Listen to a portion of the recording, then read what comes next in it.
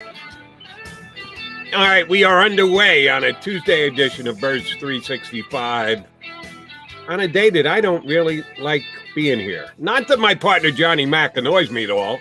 I love doing a show and talking to you guys, but it's kind of a sad day. Maybe I got a little too much empathy in me, but it is major NFL cutdown days, maybe the biggest one we've ever seen, supposedly from 80 down to 53. The Eagles have already sliced off a couple, and we'll give you a couple more names that, while not official, John believes have already been told, yeah, you don't have to worry about showing up for work today. Cut down day here on Birds 365 with McMullen and McDonald. J-Mac, how was practice yesterday? We were a little surprised before we wrapped up yesterday's show that they were even having practice. They did, and you tell me full participation. So some guys went out there and took one last stand before they were told, yeah, your services are no longer needed? Yeah, I was a little surprised, but remember, this year's a little bit different. We've cut down to 3 preseason games from 4. You have this long ramp-up period between the final preseason game, the season opener. So it's kind of a new system. So I did say to myself, why are they going to make these guys practice that they know are going to be cut one final day? And then I started looking at the rest of the league. A lot of teams did it. So the Eagles certainly weren't alone. I do think it was interesting because you get one last sort of practice. And let's be honest, we've been talking about it all summer, basically. The Eagles were only out there for 90 minutes. You're not making any decisions you haven't already made. One last opportunity if you want to be romantic about it, but nobody was changing anybody's mind yesterday. So it was really an interesting dynamic, but it sort of got overlapped by the fact that the Eagles activated Rodney McLeod, Landon Dickerson, made it very clear that they're going to be on the final 53. That kind of overwhelmed the weirdness. But yeah, then you start talking about the cuts are leaking out. The latest this morning, Craig James, Jason Huntley, Tom Pelissero from NFL Media. I've been able to confirm Craig James completely. But, Tom's great. Jason Huntley's gone as well. And then Ross Piersbach or Mike Jaquette. Who else am I missing? There was a fifth one. Andre Patton. Those are the guys that have been reportedly been released already, waived. Craig James, maybe a slight surprise, but he was injured with a foot for most of camp. And I always talk about the strategy of this, Jody. Part of it is, can you get this guy through waivers? Craig James are going to be able to get through waivers. He'll be back on the practice squad. So that part of it is kind of understandable. And that's why it's difficult to kind of project these things. All right, let's do the cuts before we get back to the 2 guys who were activated yesterday, who, you're right, were more attention grabbers and headline getters. But the cut guys you just mentioned, Craig James, maybe slightly surprised. You turned in your projected 53 for the all-important contest that you're in, correct? You had to do that by Saturday, right? Yeah. And, I was informed by Bo Wolf, the champion. So he's in charge. The defending champ, 2-time defending champion. He'll get mad at me if I don't say that. Not a lot of people had Landon Dickerson on the final 53. Really? So I was a little buoyed by that because I had Landon Dickerson. I said, they're not going to shut him down for 7 weeks. That's what would have happened if they kept him on the NFI list. And that was my thought process. They're going to want him practicing. They're going to want to try to ramp him up in case they need him somewhere down the line this season, because they kind of seen, Nate Herbig can handle guard. He can't handle center. We've kind of seen that. So they want to get Landon Dickerson up to speed as quickly as possible. They weren't going to shut him down for that long a period. So I was right. I was excited about that. And then I'm starting to feel good about my chances. And all of a sudden, Craig James goes, and he's a guy I had on the final 53. And that's because why I asked the question. I thought maybe you did. Yeah, I thought he's such a good special teams player. I thought that would put him over the hump. He's by far their best special teams player. And their other great special teams player, they already lost in the offseason. That was Rudy Ford. I thought they would want to keep him around just from that sentiment. But again, the new rules make it more difficult because you can get a guy on the practice squad, you can get a veteran player on the practice squad, and you can elevate him during the week because of the COVID rules. So the strategy is a lot more difficult to figure out. And I do believe Craig is going to be here because nobody's going to pick him up for a couple reasons. One, he's not a high-profile guy, but two, he's also injured. He's coming off a summer. He was injured, missed most of camp with a foot injury. So Howie Rosen is probably saying, we'll just get him on the practice squad. We'll go about it that way. I expect him to be back on the roster at some point. But that one hurt me personally, but nobody cares about me personally. No, I care. And, oh, by the way, I'm going to rub a little salt in the wounds because I did suggest to you yesterday with the Jonathan Gannon policy of hits, that's his foundational belief. Yes. And a big part of that is turnover. I love Jonathan Gannon, by the way, and I can't stop laughing when anybody brings up the hits principle. The hits principle. It's so silly to me. But go ahead. I'm sorry. Hey. No, I know. When was the last time you covered a defensive coordinator who went so far as to say it is the main principle of my entire defensive strategy, and turnovers is a big part of it? I know what you're going to say because you said it yesterday, and you're right. Every coach wants turnovers. It's not like, holy mackerel, Jonathan Gannon figured out turnovers are important. Yeah, we all knew it, but he took it to another level and emphasized it as much as he did. And I'm telling you, that factored into the decision Eagles made when they kept Kevin Seymour. The fact that he had he's not gonna make the Eagles team. turnovers. He's not going to make the team. You don't think so? Then how many cornerbacks are left on this roster? Michael Jaquette out the Five door. are going to make this team. And I'll tell you what's going to happen. And, you can kill me for this tomorrow if it doesn't happen. The fifth corner is going to be Josiah Scott. And the fifth corner is going to make the team over Craig James because the GM traded for him. That's what's going to be the deciding factor. Kayvon Seymour's not making this football team. If I'm wrong, I'm wrong. But I just don't see that happening. And I get what you're trying to say. And I get everybody's in the meritocracy. And hopefully I'll get to ask Howie Roseman this later because I want to ask him this about meritocracy and how you weigh that about the future 2022, 2023, so on, which is his job, which is a little bit different than a head coach's job.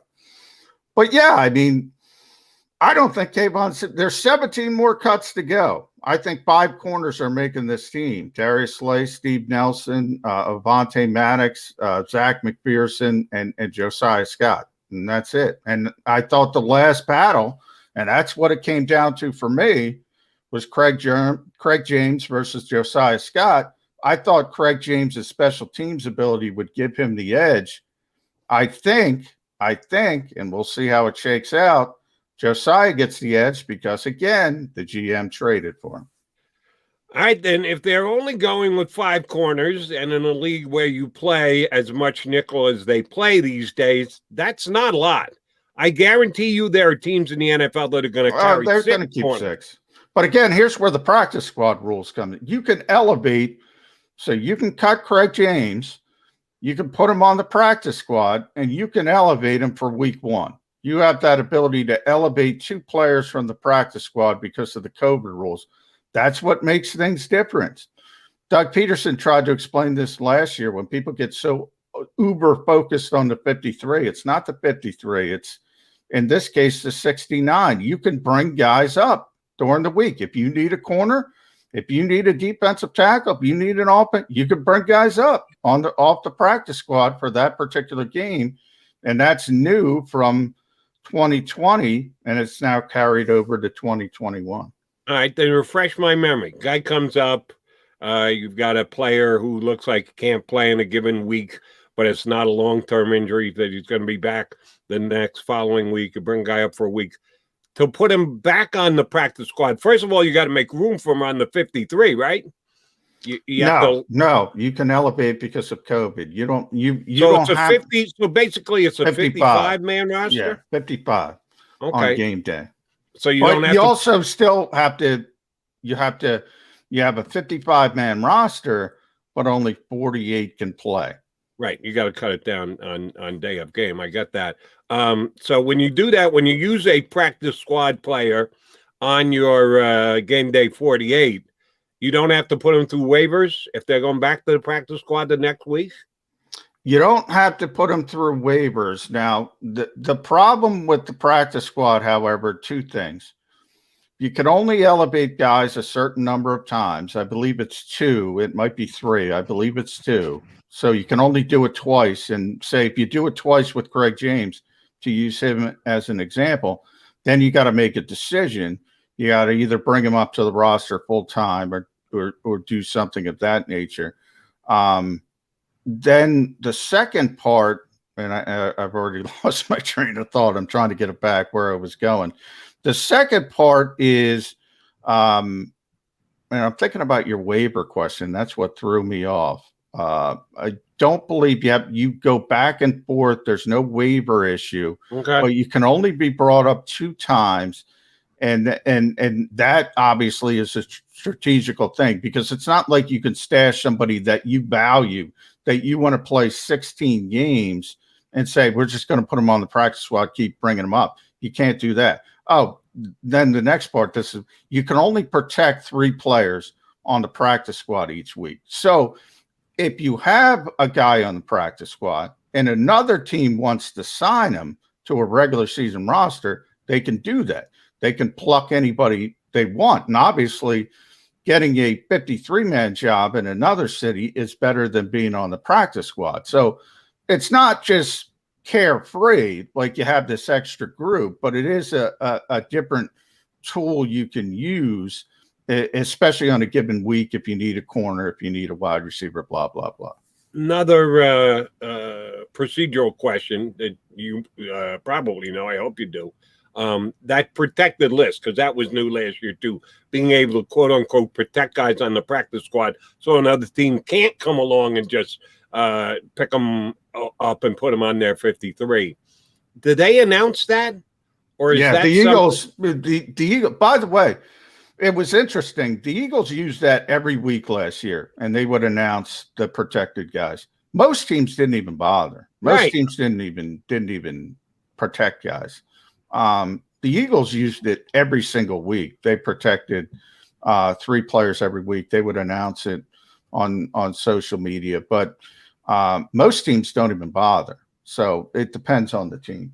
Most teams didn't bother protecting guys, or most teams didn't bother announcing it. It's on the NFL has a transaction wire, so you have to announce every transaction. If you protect guys, it's on, at the bare minimum, it's on the transaction wire. So everybody who covers the league, everybody knows. Most teams didn't even bother protecting guys. Now, does the player benefit at all from being one of those protected players? Is there a little like stipend in their check, or no? I mean, you make your practice squad deal. There's a range. People think it's 9,000. You can make more. Some teams pay players more to stay on the practice squad because they don't want to lose them. But no, in fact, it's more of a detriment to be protected because you can't move. You can't move. So it's actually a detriment to the player. That's why I asked if there was any advantage to it, and maybe a couple extra bucks. Not the case. All right. Well, you can only do it for a week. You can only do it each week. In other words, and you can only do it, I believe, Wednesday. So if a team is smart, they can go Monday or Tuesday and say, hey, you want to come on our 53? And they can get you. So you're only shut down for a few days in that particular week. And then the cycle starts over. And if a team really wants you, they can swipe you on a Monday or a Tuesday. They know when exactly they got to make the claim. All right. The 2 guys who did get reinstated yesterday, there was some debate. Glad to hear John McMullen was ahead of the curve as to whether Dickerson and McLeod were going to be kept on the 53. Were they going to be put on IR? Minimum close to a half a season if that were the case. before the season started, not on the 53. Good to see both of them not only put on the 53 immediately into practice yesterday and back out there on the field. Give me your read on whether either, neither, or both will be activated week number 1. I think Rodney McLeod is more likely to be activated for week 1. I don't think there's any way Landon Dickerson will be activated for week 1. And I think Rodney's not 100% by any stretch of the imagination, but it is a clear indication, obviously, that they believe these injuries are not going to last longer than 6 weeks. That's how long they would have shut down. Both, interestingly, toward their ACLs in December. Now, Landon has a bigger injury history in general, bigger guy, too, 6'6", 330. So when you talk about leg injuries, I think it's better to err on the side of caution to give those guys a little bit more time. But I'm not a doctor. That, to me, just seems like common sense. But I have heard that from doctors as well. You want to make sure everything's the graft is healed. Generally, it's 9 months. So if you do it, I think Rodney got hurt December 13th. 9 months would be September 13th. That's really tight window. Landon got hurt a little bit later than that, so it would be a little bit later in September. Rodney has stated his goal from pretty much the beginning of this was week 1. So we'll see if he gets there. But if he doesn't get there, I think you're going to see Rodney McLeod very early in the season. I think Landon's more about getting him ready to practice for what I said in the worst case scenario, because he's not supposed to play. The starters are going to be from left to right: Isaac Seumalo, Jason Kelsey, Brandon Brooks on the interior. Those guys are starting. He's not pushing anybody. But if one of them gets injured, and we know the injury history of this team and the offensive line, then you want him to be able to play. And you got to get him ramped up and ready to play as quickly as possible. So this is the start towards that. I do think it'll be interesting to see if either gets placed on injured reserve after the 53. I don't think the Eagles can do that because they've said they're healthy and they're practicing. So they can't turn around and say they're injured again. So they're going to be on the 53. And no shenanigans, no moving him to injured reserve.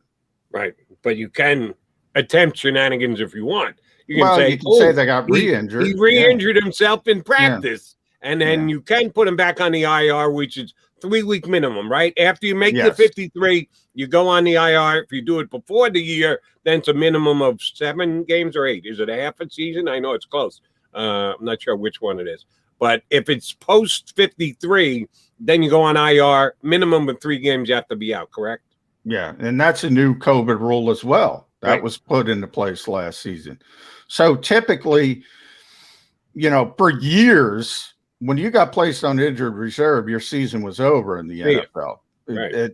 Then they put in a rule where 2 players could be designated to return after a pretty lengthy period. I think it was 8 weeks. And you could designate them to return, but just 2 players. Now you have this unlimited supply. If you go on injured reserve, you got to be out, as you said, 3 weeks, but you can return anytime after that. So it makes things a little bit easier from that perspective, because if you have a 6-week injury, before you would have to keep a guy. Isaac Seumalo was the best example of this last year. He had an 8-week injury. In the old days, that was a difficult decision. You would say, we're going to shut this guy down for the whole season, or we're going to carry him for 8 weeks till he gets healthy again. That's a tough decision if you need a roster spot. Now you don't have to make those difficult decisions.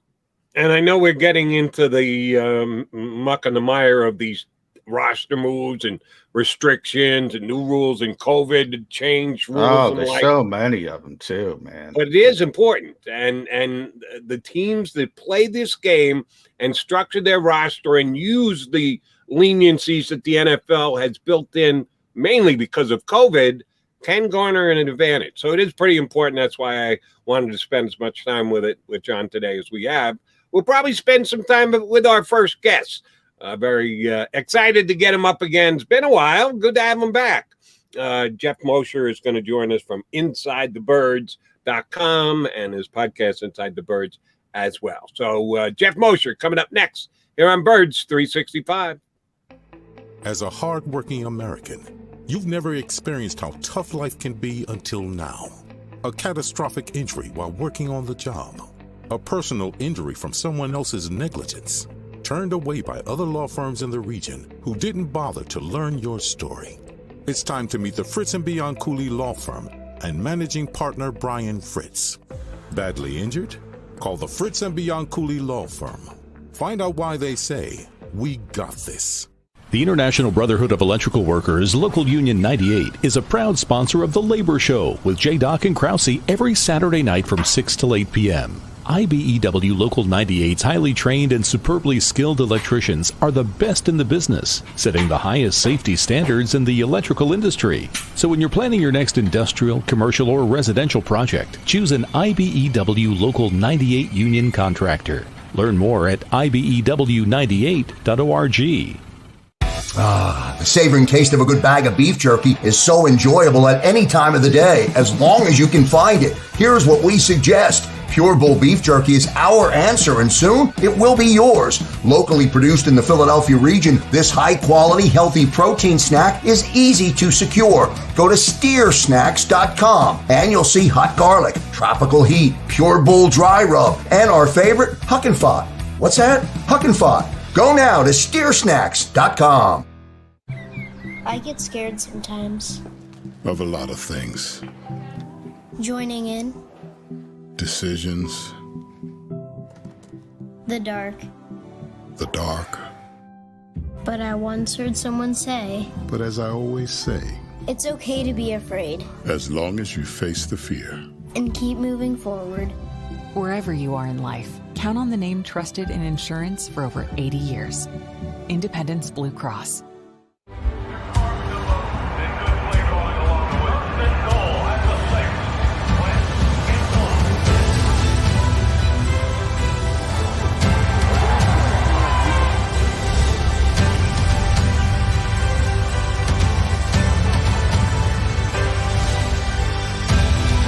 On the field of life, First Trust Bank is there for you. Champions on three. 1, 2, 3. Because Philadelphia dreams deserve a Philadelphia bank.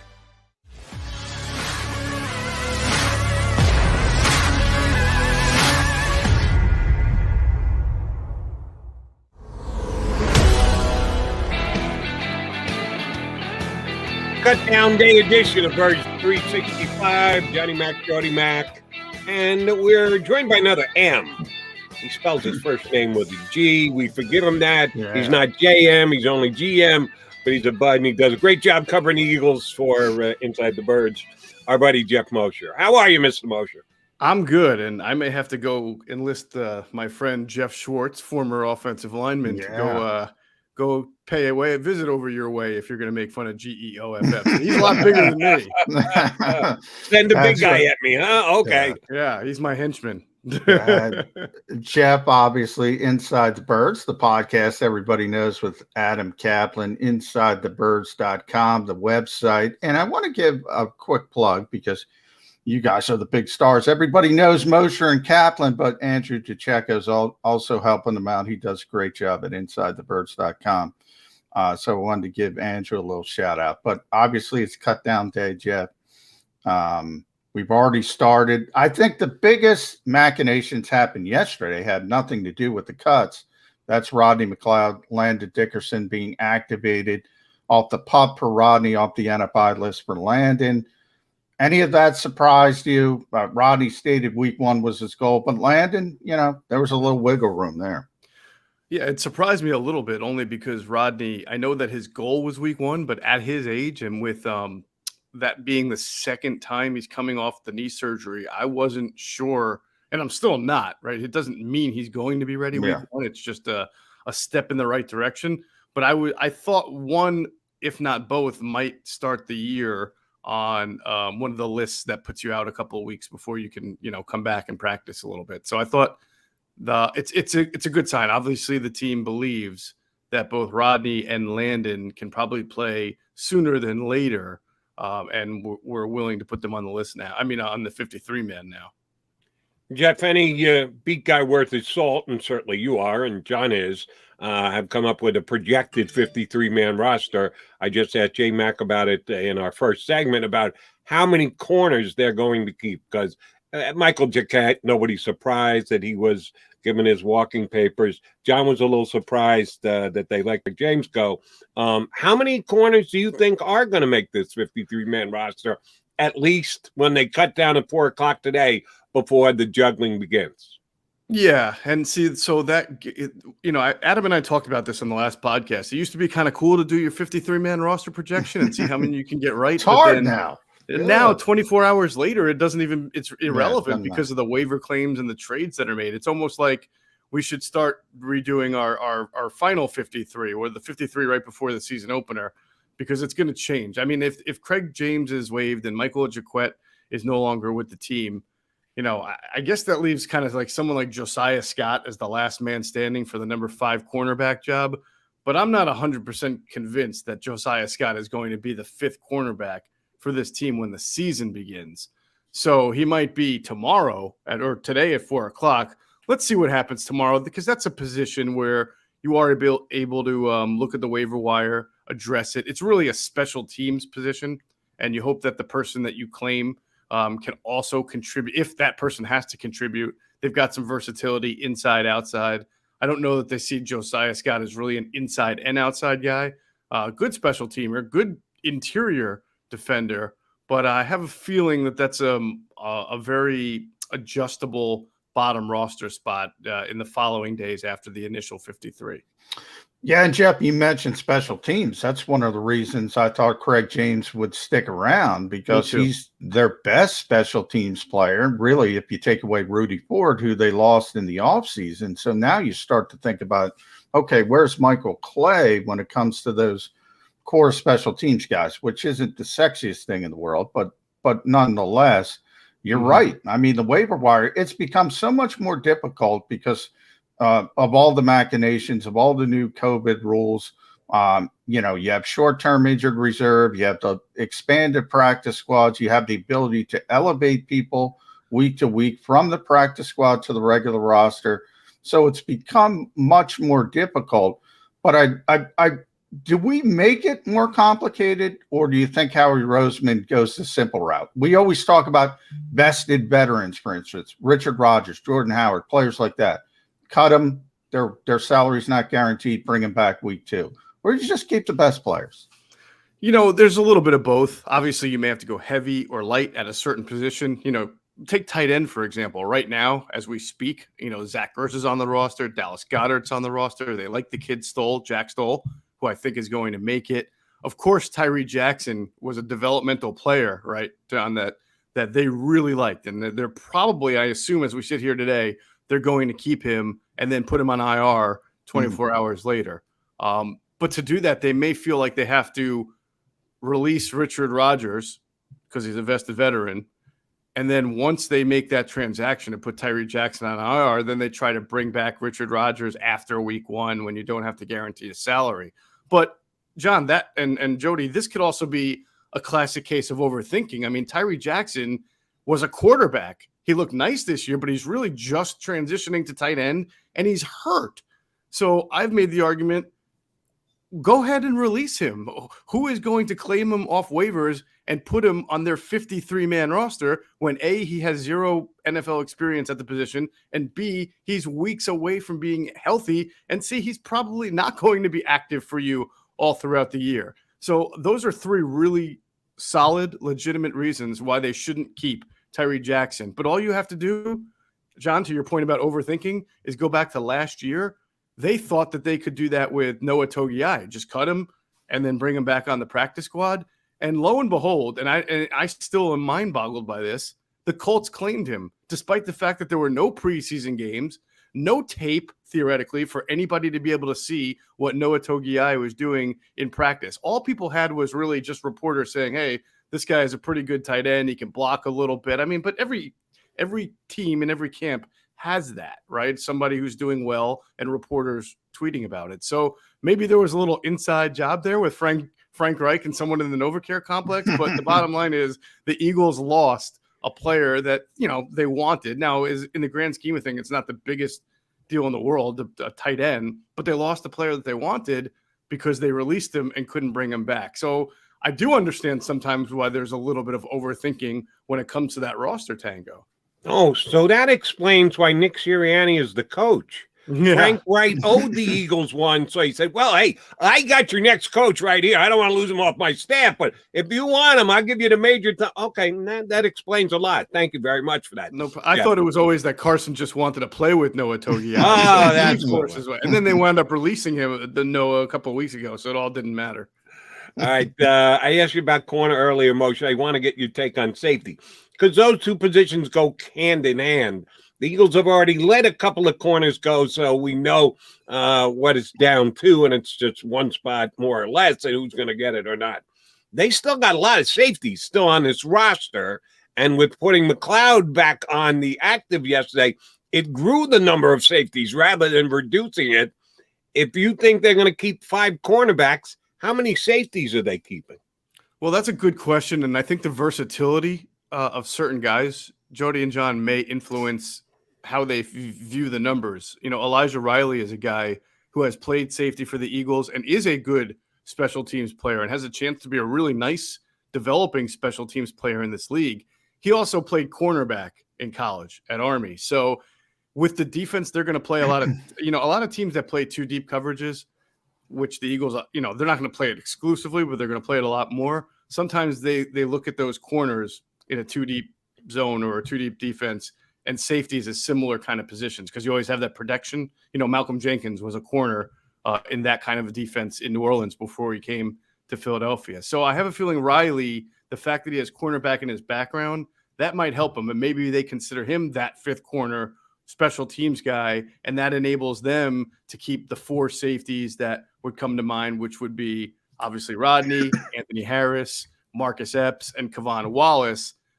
Though you could also keep Andrew Adams, the 5th guy, because he's a special teamer, and B, you still might need that depth because just because Rodney is back doesn't mean he's going to be ready for week 1. And Kevon Wallace has been beat up for the last few weeks at camp. So, in fact, if they had to play a game today, I'm not quite sure who your starting safeties would be other than Anthony Harris.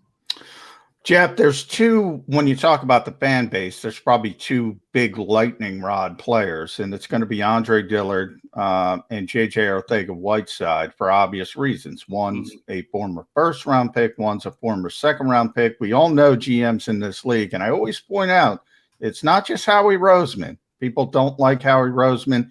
Every GM in this league wants their premium picks to succeed. Has the rope run out for either of these 2 players? Well, let's start with the wide receiver, J.J. Arcega-Whiteside. Going into camp, I would have told you that the rope, if it hadn't run out, it was very close to running out. And it's not like he's had a wonderful training camp.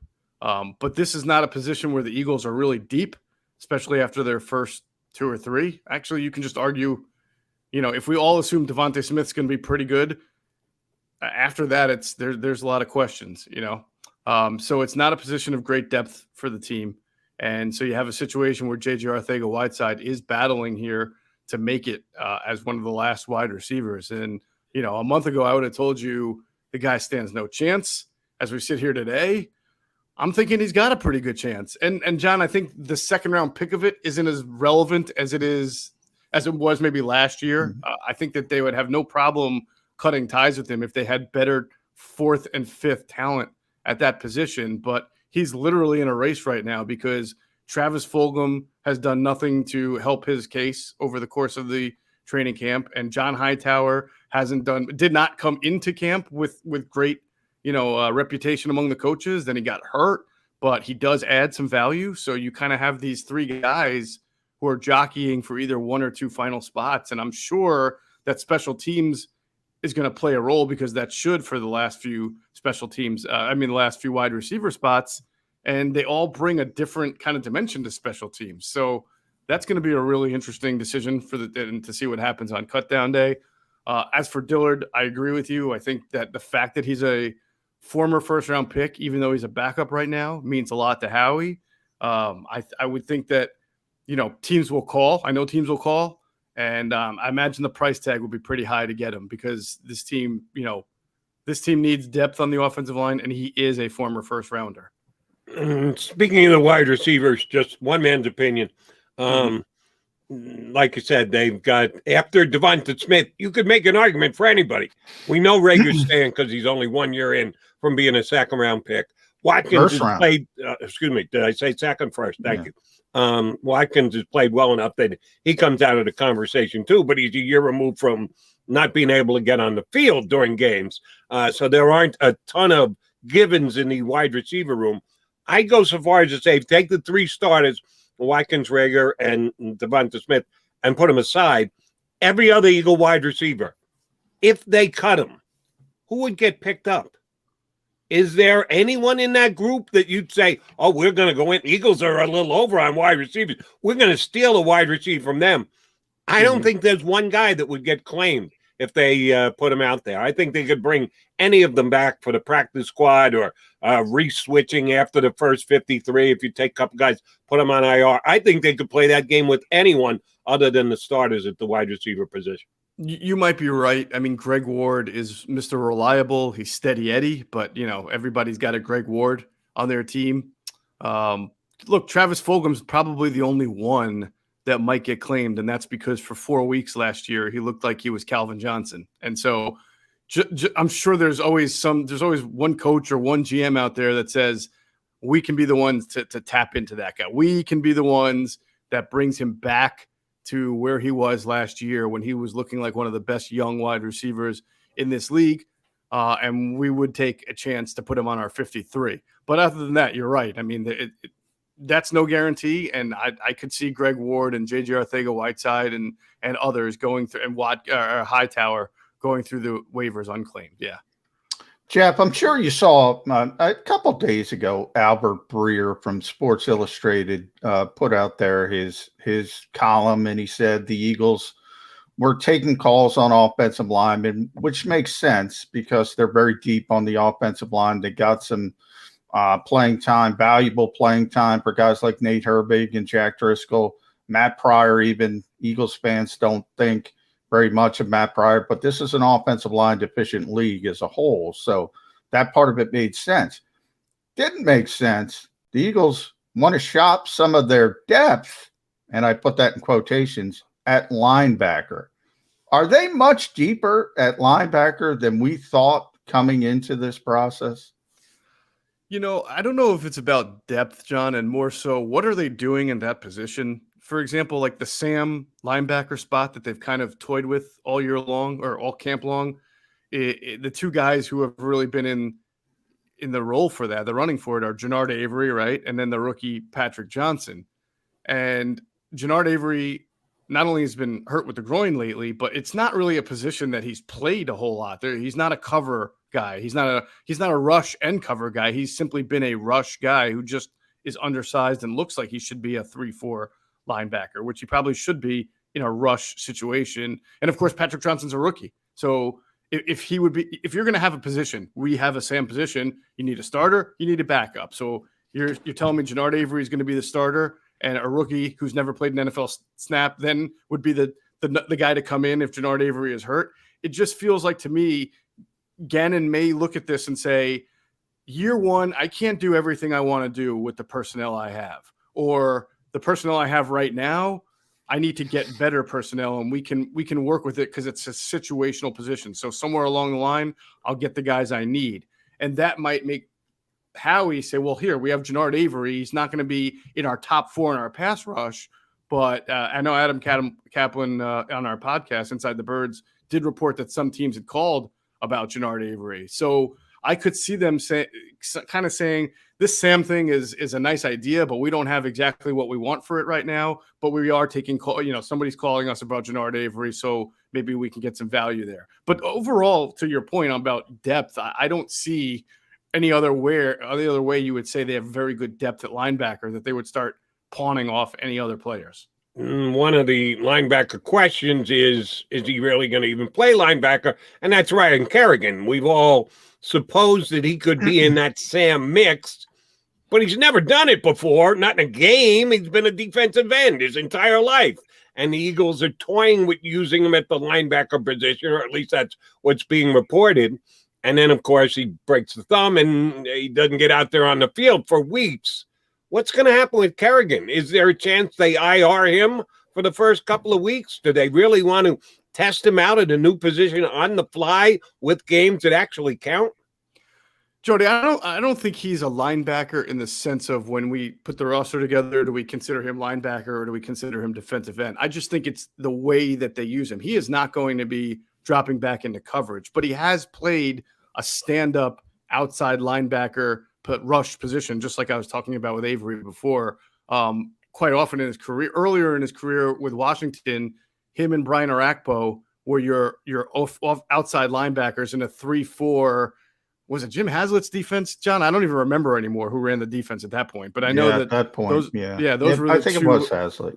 Yeah, those were the two outside linebackers. But he was a rush outside linebacker, and that's the way they would use him here. Just because it's a 4-3 here still. So you're used to seeing. Hold on, let me interrupt you, Jeff, because and I'll let you finish your point. But please, let me make. Didn't Jonathan Gannon continue to tell us about deception being so important, part of what he was going to do? So he's got Mosher believing he's never going to drop into coverage. When we put him out there, he's only going forward. He's only going to the quarterback. Oh, here comes Jonathan Gannon with this deception. He's actually going to have Brian Kerrigan try and cover somebody. Yeah, well, is that a possibility? I triple dog dare him to do that. Well, and by the way, there are great defensive ends in this league. Some of the greatest bats, Chandler Jones, you'll see, even J.J. Watt.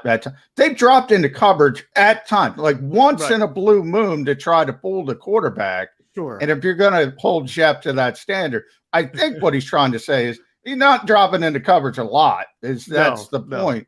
But every once in a while, you might try to fool the quarterback. And speaking of quarterbacks, Jeff, I can't believe I've gotten this far into this. We haven't talked about a guy who arrived, Gardner Minshew. I want to get your thoughts on the trade in general, because I think it's so interesting. I mean, Gardner comes from Jacksonville, where he thinks he should be competing with Trevor Lawrence. I don't know. I haven't met the guy yet. As Jody they didn't give him to us yesterday, which shocked me. They claim they're giving him to us later this week. He wanted to compete with Trevor Lawrence. If you look at just his history, he's more accomplished than the starting quarterback in this team. How do you bring him in as a third-string quarterback with that personality after what happened last year with the Eagles quarterback room? Well, I think the big question after what happened last year, John, was would the Eagles sort of learn their lesson, or would they be the franchise that continues to beat the drum about always looking for young developmental quarterbacks? So I definitely understand the sensitivity involved there, but I feel like if you're a fan and you criticize Carson Wentz for not being Philly tough and not being able to handle the Jalen Hurts drafting, well, then you can't sit there and say Jalen Hurts has every right to be offended by the Gardner Minshew, addition. If you either believe that a quarterback should be mentally tough and built to withstand it, or that it's just not good processed by a team, right? So we'll see what happens. To me, I get what you're saying. Like, Jalen's done a really good job of just kind of funneling out all of the outside stuff, but it does go back to the fact that you're not really guaranteed anything as a quarterback in this league unless you're kind of picked in the first round or the top 10. Those guys get special treatment. We know it. But after that, the rules are off. And so Jalen Hurts has to prove himself. And until he does, and even when he does, as we saw with Carson Wentz, let's say he's great and gets a really long-term deal. Well, the Eagles are always going to be looking for the best available backup and cost-efficient backup like Gardner Minshew. And if that backup just happens to be pretty good, pretty flashy, pretty whatever, the Eagles have told you they're still going to go after it anyway. So I guess this is a small indication, John and Jody, that maybe they don't see what happened with Jalen and Carson as a repetitive issue, or as we always say, the unintended consequences, right? Which, you can question about fairly. And I've questioned their whole process on backup quarterbacks in the second round quite a bit. But they are clearly steadfast in this. And, that's either going to wind up paying off for them down the road, or it's going to be a continuously bad process that blows up in their faces down the road that will force them maybe to rethink their strategy. I agree with almost everything you said. I will just add to the conversation, comparing what happened last year with Carson and now a situation that Jalen could be in. Major difference. Carson got $100 million. Jalen Hurts is still on his second round draft pick first contract. So that does change the dynamic. It's not apples to apples. I agree with you with that wholeheartedly. Right. But your point about got to be Philly tough. That's right. Doesn't matter what your contract says. You're supposed to be Philly tough. You're the starter. Here's the job. Don't let anybody take it away from you. Carson Wentz did. Jalen Hurts, don't let that happen. Go out and play like a star, and then everything will be fine. All right, back to the Eagles and the coaching staff. Nick Sirianni, we got a chance to see him call plays for 3 games with minimal starters in there, with guys in and out of the lineup, with not really worrying about winning or whatever. What have you learned through either the joint practices and or the 3 preseason games about Nick Sirianni, the play caller? That's interesting. I thought in the first game after Hurts came out after the first 2 series and Joe Flacco went in, I thought the offense was notably quick, meaning and that part of that was probably Joe behind the second string offensive line, and they weren't sure how to feel about it at the time, but definitely getting the ball out of the hands quickly, over the middle, throwing to running backs. Now, that's something that they've done a lot in the preseason, and it's something Nick Sirianni hasn't really been secretive about going forward, which almost makes me suspicious. I mean, he's really come out and talked a lot about how the plan is to throw the ball to the running backs, but you might want to be skeptical of that. But then you look at what they've got at running back with Miles Sanders, with Kenny Gainwell, and with Boston Scott. All 3 of them can catch the ball, and Kenny Gainwell is going to get on the field pretty early as long as he can continue to handle the workload that they've given him. So I believe him. I do think, you look at the wide receiver situation. We already talked about that. Tight end situation is good as far as talent at it, but I think I can see the ability for them to kind of implement some of that college-y stuff where you're throwing to the running backs, or you have the old pony package, but back in the day that used to be a power run thing. Now you got 2 running backs at the same time in the backfield where both the defense doesn't know which one might be a receiver or a runner, or both might be receivers, and you can flex them both out and do some really interesting things. 21 pony turns into 21 speed, Jeff. You remember right. 21 pony with Donnell Pumphrey and Darren Sproles. It was the rage of the offseason. What do they call those little ponies at the fair? Like the really small ponies. That's kind of what that one was. Yeah. Last one from me, Jeff, and make sure you read Jeff InsideTheBirds.com, the podcast with Adam Kaplan, one of the best in the business. Also, Adam, a friend of the show. Andrew DiCecco as well at InsideTheBirds.com. I did want to talk to you about Nick Sirianni, and this is more an opinion-based question. I want to get your opinion. Nick Sirianni, it's 350 today. He's banging the table. He wants this guy on the back end of his roster. Does Howie Roseman listen? Who's the guy? Well, it's a back end of the roster guy. So it's not, it's one of those things. How much power is he going to have? If he really, really bangs his table for a guy, and let's be honest, if you're talking about 52, 53 versus 54, you're not talking about a core player, a guy who's sitting in the preseason, a guy who's sitting there in dress clothes and doesn't have one preseason snap. But does he have that kind of power to sway Howie Roseman? That's a good question. Look, I don't think Howie wants. I think Howie does want to have this be a smoother transition, and I do know that the Eagles are kind of sensitive about the opinions that have been out there, both on Howie and Jeffrey Lurie as an owner. I think if we were to put the scenario you're running me through the first test, right? You go back to the draft, round 3. Who won on Milton Williams? The coaches won, not the personnel staff, or certainly not Tom Donahoe. So they wound up going with Milton Williams. It seemed it seemed then, and it seems now like a victory for the coaches on that one. Other picks, you might wonder if that was more Howie Roseman influence or whether analytics went into it. So I will say it depends on the player, but I do think that Howie is not going to be an iron fist in year one with Nick Sirianni, the coaching staff. I think he's going to try to be flexible on who that player might be and what they can do. I'm going to stay with a coaching question, but take it out of the decision-making process and get it back out onto the field. Nick Sirianni had a lot of say over this coaching staff, much more so than his predecessor, who actually was a Super Bowl winning coach. And they gave him a lot of latitude to bring in guys that he formerly coached with and knew and felt comfortable with. Are they where they're supposed to be going into week one? Always tough with transition. A lot of first-time guys, first-time coordinators, first time in Philadelphia. Do you think being around this coaching staff whenever you've been in practice, Jeff, do you think they've accomplished what they wanted to, what they needed to, a little over a week before the first game? It's a good question. Now, let me throw it back at you before I answer. When you say, are they where they are supposed to be, where are they supposed to be at this point?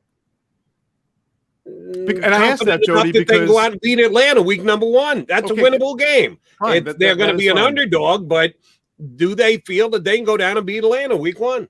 I think that they should. I think that the big thing, listen, they got a tough first 6 weeks. So I've been on record as saying I think that they're kind of a 7 to 9 win team at most. But they are strong where teams need to be strong to compete in the NFL, and that's in the trenches. And by week one, as long as nothing happens between now and then, and 2 weeks of an eternity, if they got that healthy D-line, that healthy O-line, I believe they're in good shape to compete. Now, what happens? The only thing I wonder about is the second half of that game, because a lot of these guys didn't play a whole lot in the preseason. We know that. And the joint practices are very scripted. So as the game goes on and you're in move the ball situations for now, an hour or so, and even though you're rotating, are they ready for that second half? But you know what? You can ask the same questions to the Falcons because I think they only played starters for a little bit in that fourth preseason game too. So I would say they are where they are. But I also asked you that, Jody, because I know some people think the Eagles are going to win 10 or 11 games this year and be very competitive. And I think they'll be competitive, but I don't have those same visions as they do. So I understand that this is a flawed roster. So if they don't beat Atlanta, I'm not going to sit there and say, well, they're clearly not where I thought they were going to be. It's just they weren't better than Atlanta that day because they are still a work in progress. But as far as being healthy, you always want to get through this team, especially. You want to get to the opener and be able to have most, if not all, of your starters healthy. They are definitely that for now. I mean, we'll see with Rodney McLeod and everything like that. But for the most part, they're healthy and ready to go. Just generally speaking, because a lot of different things can happen in a game, but I think you get the point I'm trying to make. Better not go down to Atlanta, lose by 17 points. Well, that will be questioned here on Birds 365, on Inside the Birds and everywhere else if they go down and get their tails kicked. Yeah, you're right. I was looking at Atlanta's roster. Guy makes a late field goal. They get beat 27-24. These things happen.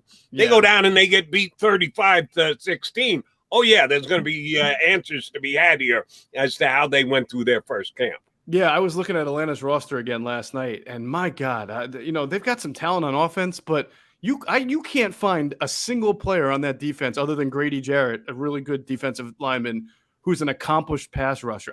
In fact, you can't even find a guy who, other than maybe Dante Fowler, who had to take a pay cut, who you would say, I even recognize that guy as a pass rusher. So this should be for this Eagles offensive line, if they don't hold up well against the pass rush, and I know Dean Pease likes to do a whole lot of stuff on the back end, then that's a bad sign because this game feels like it could be like 35-31 when all is said and done.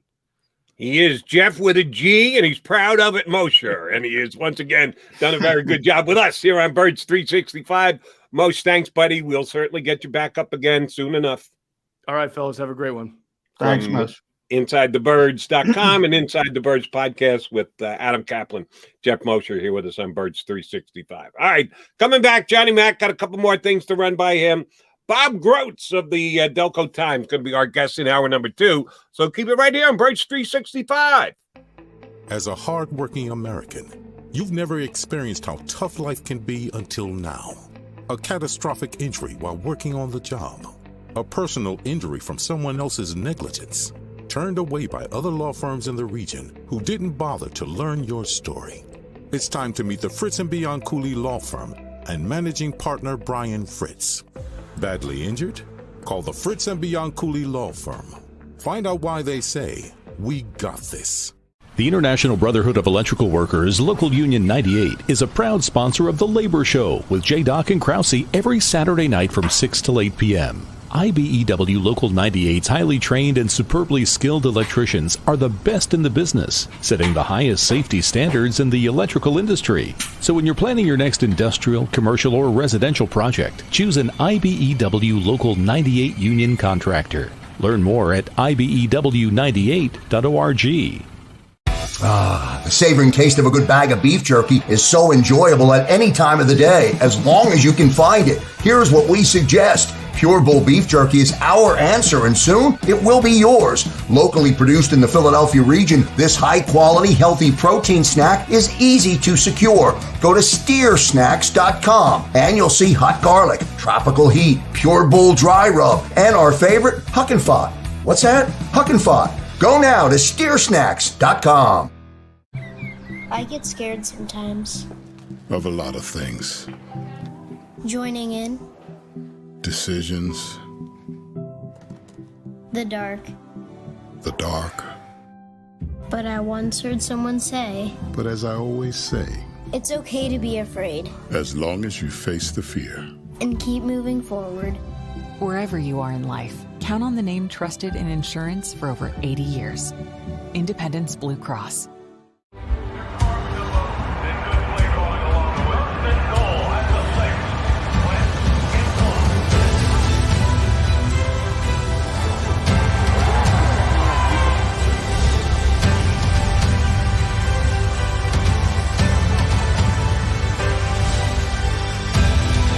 On the field of life, First Trust Bank is there for you. Champions on three. 1, 2, 3. Because Philadelphia dreams deserve a Philadelphia bank.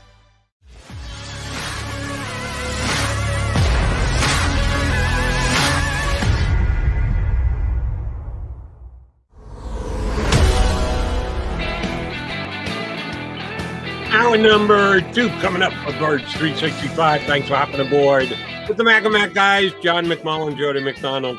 It is cut down day. We'll continue to talk about that. Bob Grotz, Delco Times, is going to join us coming up 25 minutes from now, and we'll get Grotz's thoughts on what the Eagle 53-man roster is going to look like. And it's John and I discussed before we had Mosher up, and he kind of hammered it home. There's the 53-man roster at 4 o'clock. Boom. We're going to know what it is. We're going to know who the Eagles have made available. And then the machinations begin. Teams will reach out and claim guys, which means they have to turn around and cut guys, which means other teams may have interest in that guy. And although he was on the original 53, all of a sudden, later on today, he becomes available because they had to make a roster change. And it's kind of an ongoing game of hopscotch, back and forth and back and forth and back and forth. With the Eagles grouping that they have right now, John, and guys, they want to try and get to the practice squad. And you made the great point about practice squad availability to be able to move up on game day. You can do it with a player a couple times over the year and have them protected, and they're not really out there for anyone to be able to snatch. How aggressive do you think Howie's going to be in the time leading up to the 53 and then the hours after the 53 where it's just back and forth trying to get an upper hand on somebody else? I think they're going to pick up a couple guys on waivers. I've been pretty confident, pretty consistent about that. Remember, I think they're 6th on the waiver wire priority. One of the Jimmy Moreland just got cut in Washington. I think that's one that surprised a lot of people. Got to find out the sort of context behind it. I think 26-year-old corner, can play outside, can play inside, been a pretty good, pretty solid player thus far in his career.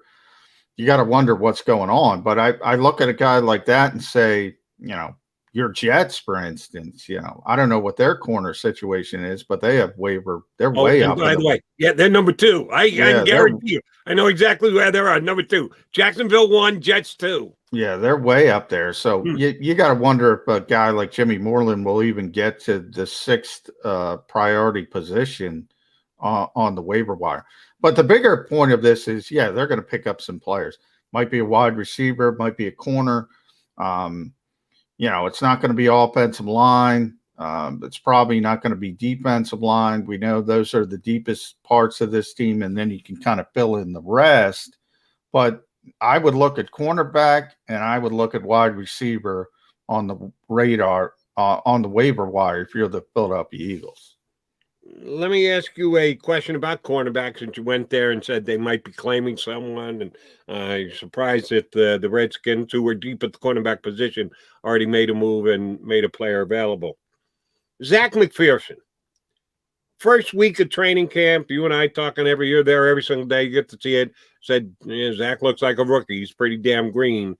But then he started to pick it up, and you guys are talking about passes defended on a day-in, day-out basis and getting his hands on balls, and took a major step forward and kind of leveled off here in the last couple of weeks, including getting beat in some of the preseason games. Now, you're at the joint practices, and you got to give me more in-depth analysis there, but he's kind of had a spike, peak and valley preseason. As we go into the first week of the season, how much is Zach McPherson actually going to be out there playing cornerback for the Eagles when they go to multiple cornerback sets? Well, I don't think you want him out there a lot, but we talked about depth at the position. Right now, he's the 4th corner, so you're going to have to play 4 corners. Now, you hope Darius Slay and Avonte Maddox and Steve Nelson hold up and they can play 100% of the snaps when they're out there, which would be 100% pretty much for Slay and Nelson.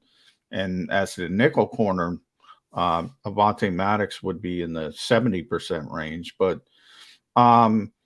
you want those guys to be healthy. But the real and then you're going to see 4. We know the modern NFL. You're going to see 4 wide receiver sets. You're going to see 5. You're going to see empty sets, empty backfields. You're going to need more than 3 corners. Every team does, and that means right now Zach McPherson's got to play. I think, to a lesser extent, you brought up Kayvon Seymour and why, people like me and Jeff don't think he's going to make this football team, even though he made splash plays in the preseason. He's doing it against third-teamers. The third-teamer doing it against third-teamers. When Zach McPherson was playing well, he was doing it against second- and third-teamers. Then the Eagles said, you know what? Let's take a look at this guy. When we give Darius Slay a maintenance day, let's throw him in there with the first team. Wasn't as good. Makes sense. He's a rookie guy, and we always talk about how difficult it is to make that transition. I think it is the most difficult transition, literally. Everything, even more than quarterback. I think the transition from college to pro at cornerback is the biggest transition there is because of the difference in the way they call the games. And it's so difficult to get used to. It's so difficult to figure out what you can do, what you can't do. And to be honest, you can't do a lot in the NFL when you're playing corner. It's just a really difficult job. I never want rookie corners on the field. Now, most teams have to play them at some point. And you kind of throw them into the deep end of the pool and you cross your fingers. And that's why I think I'd be looking at the waiver wire. I'd like a Moreland type player who's got some experience and maybe let Zach McPherson have a longer ramp up period to learn. Can you get that accomplished? I don't know if you can get that accomplished.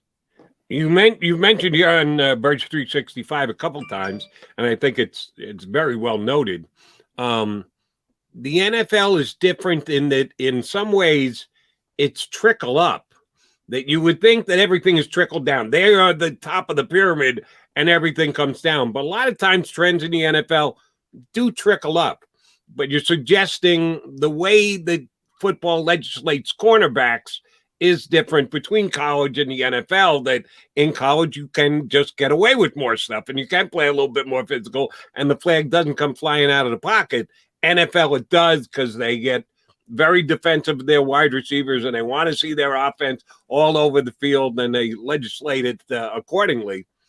Is the NFL doing it right? No, they're not doing it right. But yeah, I mean, I like defense. I like when the defense has a chance, when they have an opportunity.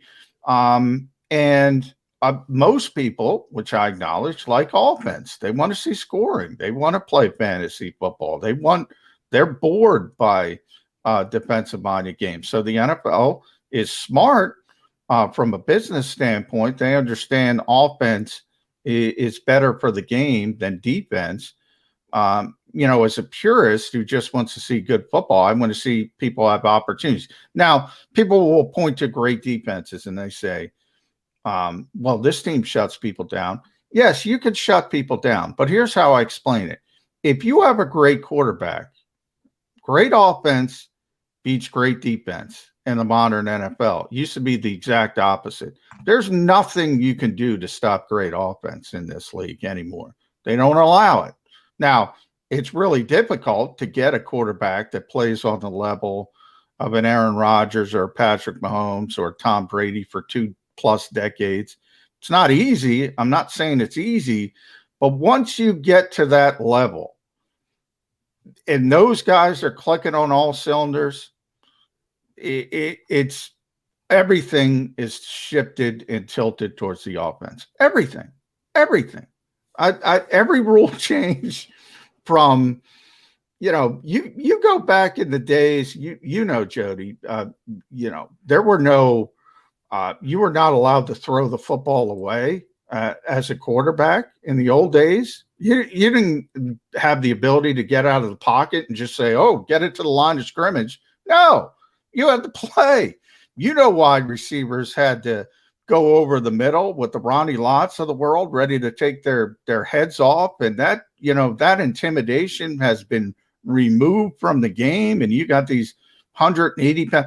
Tyreek Hill's a perfect example of this. Phenomenal player, tremendous player, but he doesn't have to worry about going over in the middle of the field. That's actually a positive for Eagles fans that are looking at Devontae Smith saying 166 pounds. If this were a different era, I would tell you there's no way Devontae Smith is going to last or he's going to stay outside the numbers. You don't have to worry about that anymore. Everything in this league is geared towards the offense. It's as simple as that. And the corners have it worst of all. They have it worst of all. They can't do anything. They can't put their hands on the players. Receivers can block. You see these bubble screens. You're going to see 167 bubble screens this year from the Eagles. You know why, Jody? Because they don't call the blocking. You're allowed to block unless you're. Yeah, but be careful. One of the points of interest, no blocking below the waist. So you're allowed to block out there, but you got to be careful the way you do it. I'm talking about just that when you see that bubble screen and the receiver that's supposed to block starts blocking the guy before the ball's even gotten to the wide receiver. Unless you're really overt about it, if you're really overt about it, they'll call offensive pass interference, but they don't do it a lot. Everything is geared towards the offense. Pick plays, same thing. As long as you don't block the guy, you can do all the pick plays you want. It's really, really difficult for corners in this league and rookie corners especially. And you look at some of these first round picks and how bad they perform. And then you're saying, okay, 4th round pick, Zach McPherson, go out there and play at a high level as a rookie. That's a tall order. I've been saying that since day one. And that's why Steve Nelson is here. The countdown is on. We're under 7 hours to when the Eagles have to have their first 53-man roster submitted to the NFL. Howie Roseman is working the phones as we speak in front of a board somewhere in the Eagles NovaCare complex, looking at other teams' rosters and getting speculation and what they can do. And this is one of the days that Howie Roseman truly does earn his salary, right, wrong, or indifferent. So you know what I got for you, Johnny Mac?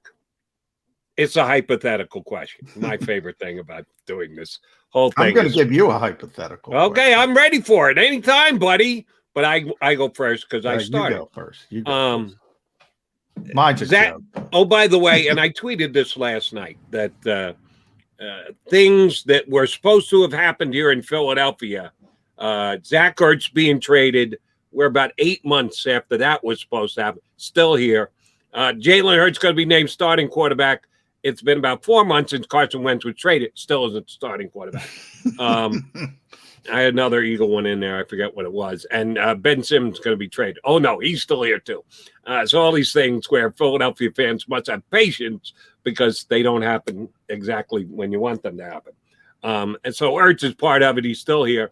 I know you were talking yesterday about Irv Smith.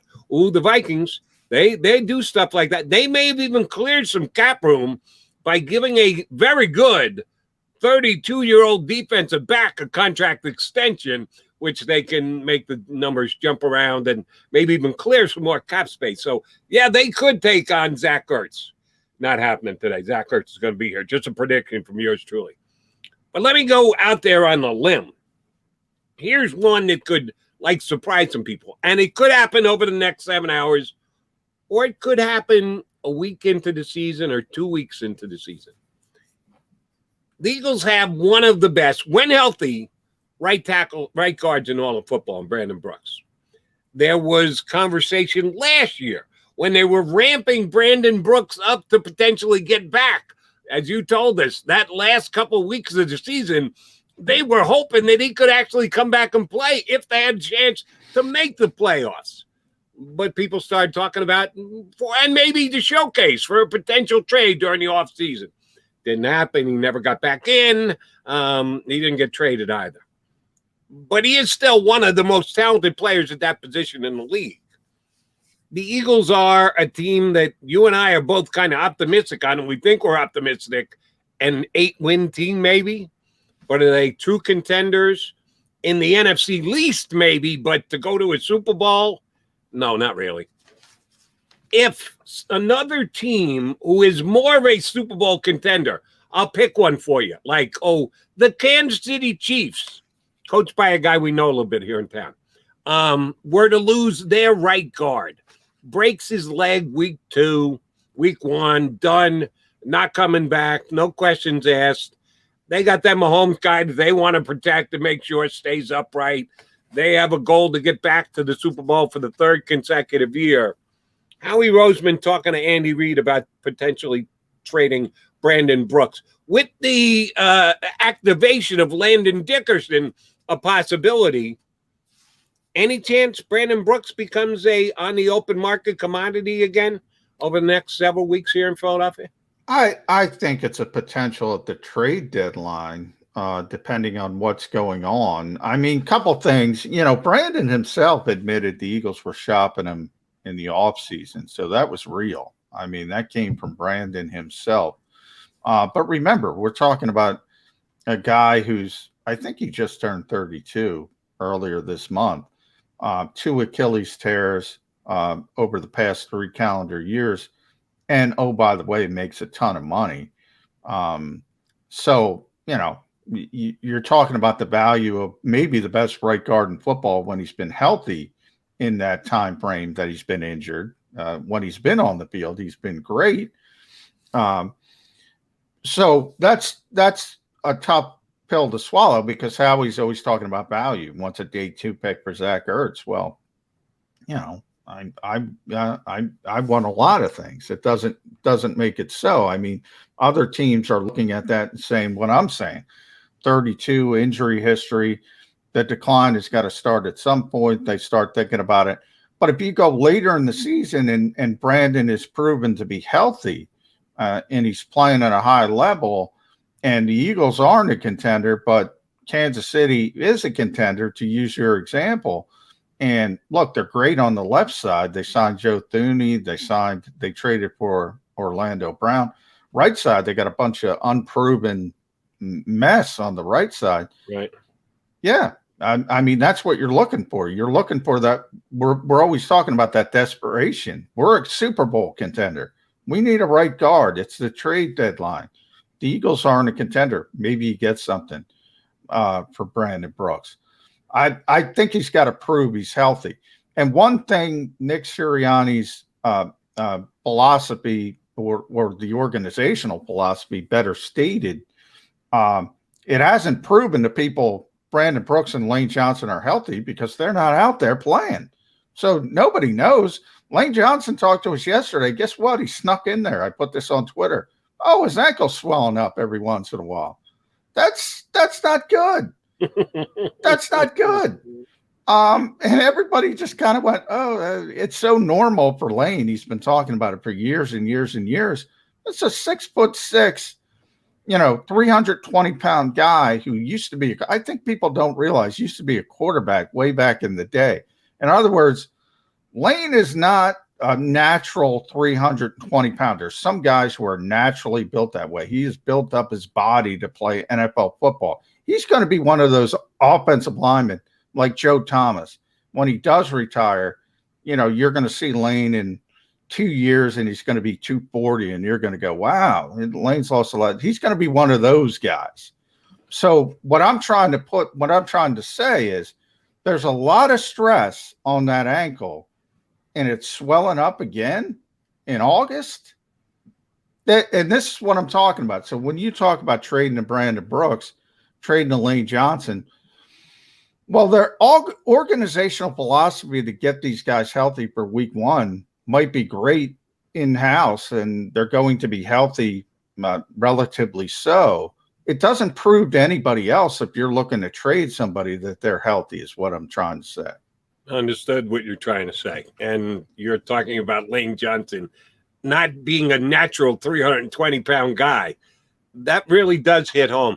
I know how big a football fan you are, NFL, and I think you're a big college fan too. Do you remember Adrian Karsten? He was a reporter for ESPN on the collegiate side, was one of those sideline guys, big, tall, good-looking blonde guy. Doesn't ring a bell. You don't ring a bell? Was a tight end / offensive lineman. Played both tight end and offensive line, which you don't see a lot of. But he did so for Wisconsin and was actually in the Green Bay Packers camp as an undrafted free agent and made it all the way to last cut. When last cut was just a handful of guys, unlike today where it's 20 plus that they're going to cut. And he, after he graduated, he eventually came to work for ESPN. I knew him. He came up through the ranks the same time I did. And he went on to be a successful guy in the field. We lost him a couple of years ago, much too early and before his time. But I lived with Adrian at one point. 5 of us guys sharing a house. And he told me he was once within one really good meal of being above 300 pounds. That he was 295, 298, right? He said, I never got to 300, but I carried as much weight as I could while staying under 300 pounds. Because I know Adrian, 2 years after he's done playing football, he weighs 220. He's tall, he's thin. He lost 80 pounds. He trimmed 80 pounds. I go, I can't picture you. And he showed me pictures. And he looked like a guy who was almost 300 pounds. That doesn't look like you. 2 years. And boom, the weight was gone. So you're right. There are a lot of players that just don't naturally carry their weight the way they do. And it's something that you might want to ask Lane at some point if that is an issue, if you think that is factoring into some of the injuries that he's had. All right, he's John McMullen. I'm Jody McDonald. Mac, Birds 365. We had Jeff Mosher on, hour number 1. He did an outstanding job. Coming up next, we're going to punch up Bob Grotz from the Delco Times, their Eagle beat reporter. We'll get some Eagles insight from Mr. Grotz next here on Birds 365. As a hardworking American, you've never experienced how tough life can be until now. A catastrophic injury while working on the job. A personal injury from someone else's negligence. Turned away by other law firms in the region who didn't bother to learn your story. It's time to meet the Fritz & Bianculli Law Firm and managing partner Brian Fritz. Badly injured? Call the Fritz & Bianculli Law Firm. Find out why they say, we got this. The International Brotherhood of Electrical Workers, Local Union 98, is a proud sponsor of The Labor Show with J. Doc and Krause every Saturday night from 6 till 8 p.m. IBEW Local 98's highly trained and superbly skilled electricians are the best in the business, setting the highest safety standards in the electrical industry. So when you're planning your next industrial, commercial, or residential project, choose an IBEW Local 98 union contractor. Learn more at IBEW98.org. The savoring taste of a good bag of beef jerky is so enjoyable at any time of the day, as long as you can find it. Here's what we suggest. Pure Bull beef jerky is our answer, and soon it will be yours. Locally produced in the Philadelphia region, this high-quality, healthy protein snack is easy to secure. Go to steersnacks.com, and you'll see hot garlic, tropical heat, Pure Bull dry rub, and our favorite, Huck and Fod. What's that? Huck and Fod. Go now to steersnacks.com. I get scared sometimes. Of a lot of things. Joining in. Decisions. The dark. The dark. But I once heard someone say, But as I always say, it's okay to be afraid. as long as you face the fear. And keep moving forward. Wherever you are in life, count on the name trusted in insurance for over 80 years. Independence Blue Cross.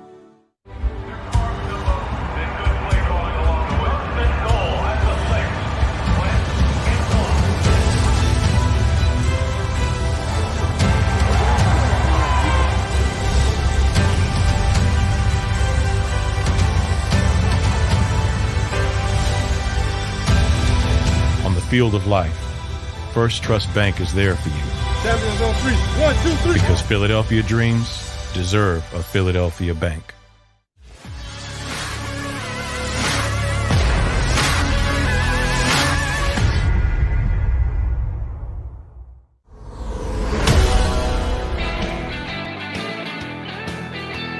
He's John McMullen. I'm Jody McDonald. That makes us Mac and Mac here with you on Birds 365 on what is kind of a mixed emotional day. Yeah, I feel bad when anybody gets told their services are no longer needed, that the cut downs have become official, and we're still a couple hours away from that. And we're all getting ready, gearing up for the Eagles putting their roster together. And our next guest is doing just that. He's getting all set. He's ready to go. He's ready to rock now. So I'm going to say hello to Bob Grotz from the Delco Times. Bob Mac and Mac here. How are you, buddy? Yay. Peace, Mac and Mac. big So, I'm gonna say this is Bob. Bob texted me yesterday, so I'm gonna say this, Bob. This is the great quote. This is why I wanted to get Bob Grotz on today. The most inconsequential final cut down since I've been on the beat, from Bob Grotz. Why, Bob? Why is this so inconsequential? And by the way, that's a big statement because nobody's been on this beat longer. Yeah. Well, because we know what's going to happen. We all know that Howie and his personnel guys, they're going to keep all their draft picks. We know that. So the new coach who's been talking about competition and all, and doing this, he's going to. I can just see this thing happening. He's going to look silly. There's going to be guys that, as much as you can in training camp, in joint practices, in the preseason, that have played really hard and competed hard, and they're not going to make this team. The guys that are going to make this team are the guys that have some type of value in terms of their draft position, possibly even a trade. They're going to take a look at those guys. I don't think this is going to be I don't think these cuts are a meritocracy in the least bit. They've told the veterans who they want back. They've done stuff with their contracts, or they've tried to trade them. They got to go forward with them. And now the young guys, this with a new head coach, who have been spending the last 5 or 6 weeks competing hard. They're going to find out, exactly how confused I think Nick Sirianni is right now about what he got into and the decisions. I really think these are out of his hand. All right, then I'm going to ask a very specific player to test your theory. Tyree Jackson has looked good, has wowed some people in preseason, both in just working against his teammates, joint practices, and early preseason games. Got hurt. No, he's not going to be able to play. do they keep him on the 53? Because he's not a draft pick. No. Now he doesn't have draft pick commitment in him, but he did kind of pick him off the scrap heap and say, yeah, we'll turn you from a quarterback to a tight end. How does a guy like Tyree Jackson factor into the Eagle thinking? No, he's going to be on either injured reserve or I'm not sure if they could put him. Can they still put him on PUP right now, John? No. He's going to be a long-term guy. No. They could even waive. He's a ways away, Jody. I mean, he has shown a lot of ability.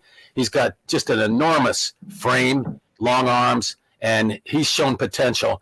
But I don't think he's ready. I mean, not for the NFL, not right now. But they may keep him on injured reserve. If you're on injured reserve to start the season, you got to sit out at least 3 games. And you count theoretically against this. Well, that's a given. I'm asking you, are they going to keep him on the 53? You got to start at the 53 before they make the decision. No, he won't be on the 53. Yeah, no. There's no way in my mind. Yeah. Okay. Yeah. Okay. But I think there's a possibility he does go on injured reserve or one of the other designations, and they keep him around and then maybe practice with him later in the year. And John knows how I feel about this season, too. In the back of my mind, I'm thinking good draft pick. I mean, I know it's early. I know they play in a division that, all you need to do sometime is stay healthy at the end. And I think that's motivated them during this training camp, in not playing players, that they just want to get to that starting gate healthy. We'll see if that theory works, too. Hey, maybe I could be totally wrong about this, but I still think you really got to play some football and you got to be ready, especially when you look at the schedule that they have to start the season. You guys know how I feel about that. It could be, if they don't start winning right away, it could be tough. So we'll see. I mean, this year, it looks like this great big theory, this evolution. And all right, this is what we're going to do. We're going to get to the starting line healthy. We're going to be healthy. We're going to draft all these guys at positions of need, and Nick didn't have a whole lot to do that. They have a banner draft pick in Devontae Smith, and I guess they made their bid. It depends on what you hear, about Deshaun Watson. I guess they threw their hat into that ring, but I don't think it's the worst thing in the world that they don't get somebody like that, because quite frankly, I don't know that they could even deal with the distractions of that, having to give up a ton of resources to get a guy whose future is still uncertain. So, and the latest I heard on that is the Eagles were more interested in a deal or with conditional picks, depending on what happens with Deshaun Watson and his legal issues. And I'll give him credit for that if that was the case. So, I don't think you really want to invest a lot in a guy with a future that's so uncertain, even, if he is good. And I don't think you want to sell your soul for that, but that's me.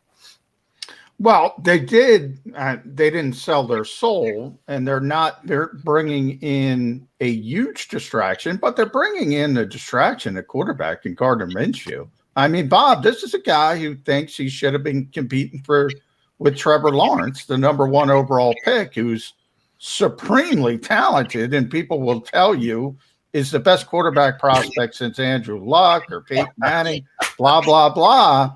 Why is Gardner Minshew going to come into Philadelphia and say, oh, I'm okay with sitting behind Jalen Hurts? He's the guy with the 93 passer rating. He's the guy who's played in the NFL and put together statistics. Why are the Eagles bringing this into their organization again?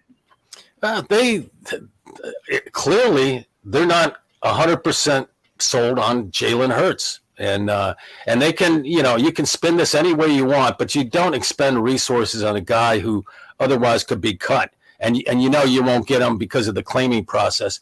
You don't expend resources unless you have a plan for him, and I think this is I think they're going to take a look at both of those guys. Jalen Hurts obviously is the starter. But for how long? I still don't know what Jalen Hurts is going to do in this offense. I still don't know if they're going to be RPO heavy, or they're going to throw that screen pass and the crossing route to Devontae Smith. If those are the only 2 plays that work, believe me, the bubble screen. Yeah, the bubble screen. the defenses are going to catch up to that. So, and I think they're going to get the ball to the running backs a lot. But Gardner Minshew, I mean, he's going to have a role on this team, and who knows? Maybe they even want to do something with Joe Flacco. Maybe there's a bunch of teams that could use a veteran backup. Not a starter. Maybe he gets moved for a conditional third-day pick, I mean, there's still that move tells me when you invest resources, even the conditional picks like that, I mean, you have a pretty good reason for doing it. And I don't think he's the second coming of Andrew Luck, but I think Gardner Minshew can play. I think I don't know how good he is. I'm always leery of great stats on a bad team. As you should be. Yeah. Oh, yeah. Yeah. Jody, you remember Roy Hinson, right? With the Cleveland Cavaliers, the Sixers. He was lighting it up, and he was a great guy, but I mean, he just wasn't that guy when he came to the Sixers. So I don't put too much stock in that, but I think the guy can play. And I'll tell you, I mean, looking at the way things are and knowing as little as I do about the quarterback situation, I'm guessing. And I'll predict that he's starting at some point this season. Ooh, wow. Interesting. Wow. I like it, Bob Grotz, who's here with us on Birds 365. All right. You mentioned the word meritocracy, and I'm kind of with you that it isn't always a meritocracy, that decisions are made because of past commitments and how a player was procured. Eagles have some offensive line depth. John keeps telling me this, that it's an area of strength, that they're going to have to expose someone who's actually good enough to play in the NFL, maybe even start in the NFL, just not going to start here in Philadelphia. Who's the guy most likely that they're just not going to have room for on their 53 because they're going to take, Andre Dillard and keep him, even though I don't know that he's merited making the team. Yeah, I don't either. Who's the guy who's going to get scooped up and go play somewhere else, and we're going to go, damn, the Eagles should have never exposed him? Well, I don't think there is such a guy, really, Jody. Okay. And I'm being facetious, but, Matt Pryor, Andre Dillard, guys like that, I could see them getting dealt. But, I mean, I could see them trying to deal those guys. I'm not sure that, the Eagles' final cuts are going to be that teams are going to feel real comfortable with these guys, unless they cut somebody really good. And I don't see that happening. I just see I look at this roster, and it's pretty. I think the decisions have pretty much been made. They could still use a tight end. I think it'll be more interesting to see who the Eagles claim, because these final cuts, I think the bottom third of that roster, that could be a really fluid situation. I think they could end up picking up guys. I still see this as a rebuild. I don't have share the optimism of other people. But part of that is because of that quarterback situation that we just talked about. And I see this. I see them really taking a hard look at the waiver wire. They should have a decent claim too, on based on last year's record. So this is going to be. It'll be interesting to see how they put this together. But oh, by the way, don't be surprised if these guys that there's a few guys there. And, one of the guys I thought they'd at least wait until the final cut because he really played his ass off, or played his rear end off, was Elijah Holyfield. Why not just wait till the final cut, before you – what was the hurry with him? Even Andy Reid, he had the good sense when somebody had a good preseason game not to cut him the next day. So I don't know. I don't think that I think the interesting thing about these cuts are going to be if we can see influence of the head coach Nick Sirianni in these cuts. Well, let's bring up the head coach then, Bob, because one of the things, his second value after connecting is competition. That's all he's talked about since the day he got here. So how do you sell to your locker room? Oh, you don't. Yeah, you're right, John. That's a big thing. And the veterans know this already. They know the deal. They know who makes the decisions. and that's why they're still there. They kind of won the standoff, although Jason Kelce, they want him around. That's the way I see it. I mean, I guess that's people would say conspiracy theorist, but that's the way it is. And it isn't that way with other organizations. They do it the same way. but there's some kind of disconnect with the Eagles. So at least there has been lately. We talk about those 3 straight trips to the playoffs and a Super Bowl. That run started with a last place finish, and right now we're coming out of a last place finish with this team. So I think that they really hit it that one year. There's no question. The Super Bowl year, they nailed it, and but they had some different people working in that front office, and I'm not blaming this totally on all the people working in there. But I think it's pretty clear that that the decisions that have been made in the last couple of years, and you look at them as a whole, and you're scratching your head. Why did they do this? Why did they do that? And starting with the drafting of Jalen Hurts, although for the life of me, I still think that was a decent move. I just don't like the way that they managed that situation, and that happened to be Doug Peterson's strength, managing the quarterback position until last year. Yeah, and then unfortunately it went pretty awry for both Doug and Carson Wentz. All right, I want to take you a step away from the coach's responsibilities today in formulating the roster, because all three of us kind of agree that, he's in the background at best with Howie pulling all the strings. I don't think Howie is going to pull the strings on game planning and play calling. I don't think he's going to have a 3-way mic where he gets in the headsets with the head coach and Steichen or whatever calling in the play. I don't think he's going to overrule a play that the coach calls in the third quarter against Atlanta. We better hope so. Yeah. We don't know, but I'm putting faith in the new head coach. He's not going to allow that to happen. But we've seen a bunch of joint practices, 3 preseason games, but well on record that he's not going to tip his hand and shoot a whole bunch of starters played. What do we even know about Nick Sirianni, the play caller? Yeah, we don't know that much. I mentioned the crossing patterns. We're going to see a ton of those because they got some fast guys, and those patterns tend to wear down secondaries, chasing the guy across the field. We're going to see that bubble screen, a bunch of screen passes, and we're going to see the backs are going to be a huge part of the offense. I'm convinced of that, and the tight ends. And then you'll hopefully, the vertical threat, you can work that in. Now, I'm still not sure, the way Jalen Hurts is going to fit into this, and I think some other people are too. What was it, 10 snaps, John, for the entire preseason? Yeah, I'm really curious as to what they see in Jalen Hurts that I've totally missed. Why he shouldn't be playing more, and I don't understand that. So we'll see. Maybe Nick. I can't believe that he wouldn't have a plan, but that was really awkward when Hurts did not play in that second preseason game. There's no getting around that, and that's another thing that the team sees. The players are really smart about this. They can sniff this out from a mile away, like who's making some of the calls. And you're right, Jody. I think it's illegal for them to call plays from the press box. Yeah, anyway. you can. Didn't the guy from Cleveland get in trouble for? Yeah, Ray Farmer. Yeah. Ray Farmer got in trouble for that. I think he got suspended a couple games or whatever. Yeah, but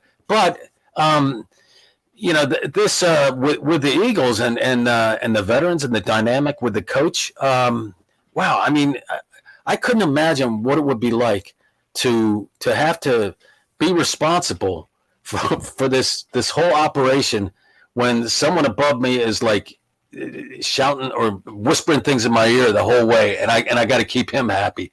This is a tough way to start your first year in the NFL, and I really get that impression that is going to happen. So, and the other thing is too, I don't know if you guys have discussed this much, but you look at that coaching staff; they're very young, and just a very young coaching staff. Most teams, over half the teams in the NFL, have at least one coordinator or senior coach that has head coaching experience in the NFL, and I think that really helps. Now, this is a little bit different world with COVID and the testing and all this stuff. And Doug Peterson obviously was not equipped for any of that, and the way that he interacted with players. And Nick Sirianni, I think that this is going to help him. This is going to be a strength, the way that he can interact.